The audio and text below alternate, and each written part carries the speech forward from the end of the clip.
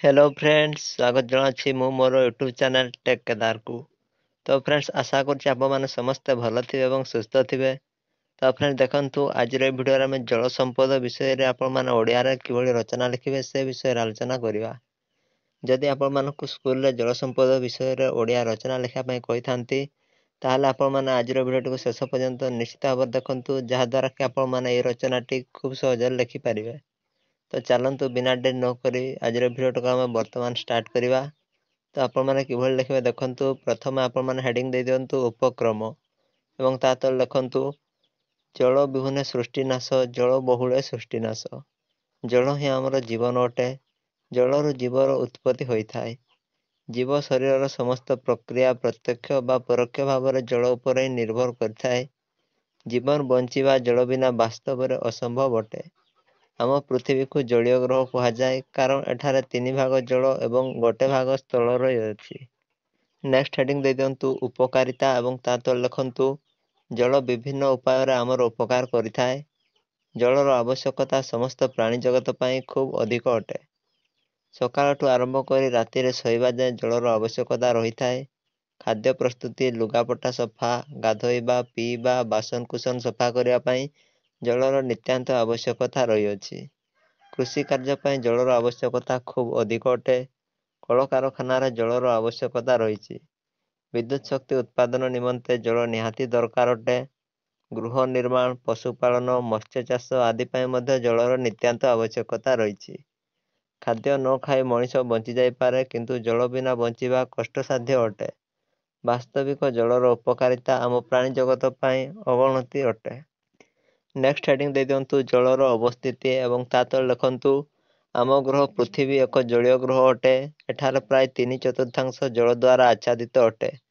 जदि पृथ्वीर समस्त जलराशि को भारत उपर रखा जिवो ताहाले जलर उच्चता 425 किलोमीटर हबो। यह एवरेस्ट उच्चतार प्राय 50 गुण हबो।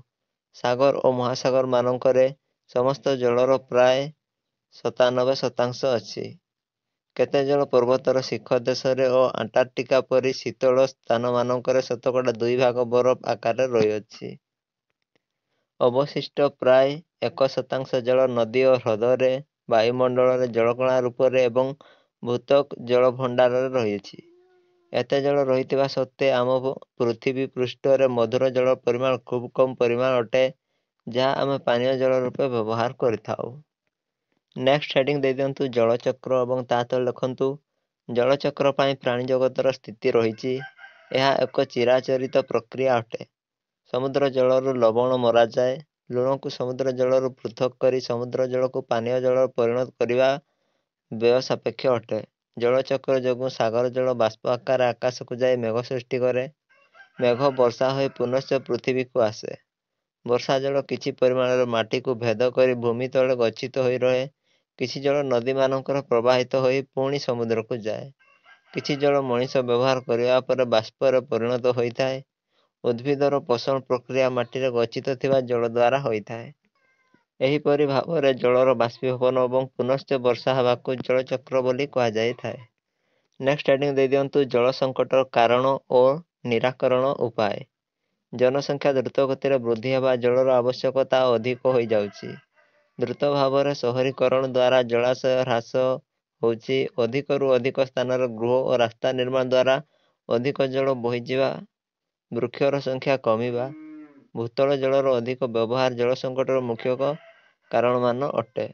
भूपृष्ठर तापमात्रा वृद्धि जोगुं अधिक परिमाण जल बाष्पीभूत होउछि। साधारण जल जोगाण व्यवस्था अधीन थिबा टैप और पाइप रु जल अजथार निर्गत हो बहुत जल अपचय होउछि।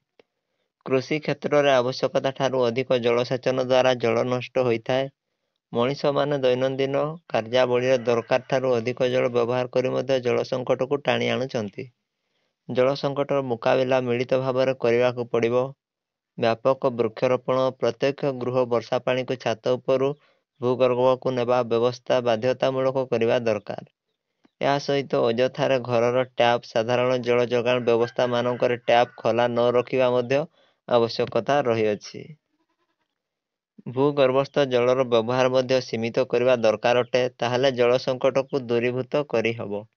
ଯେଉଁଠାରେ ଯେତିକି ପରିମାଣ ଜଳ ଆବଶ୍ୟକତା ରହିଛି ସେତିକି ବ୍ୟବହାର କରିବା ଦରକାର, ନହେଲେ ସମୟ ଏମିତି ନିଶ୍ଚିତ ଆସିବ ଏକ ବୁନ୍ଦ ଜଳ ପାଇଁ ମଣିଷ ଛଟପଟ ହୋଇ ମରିବ।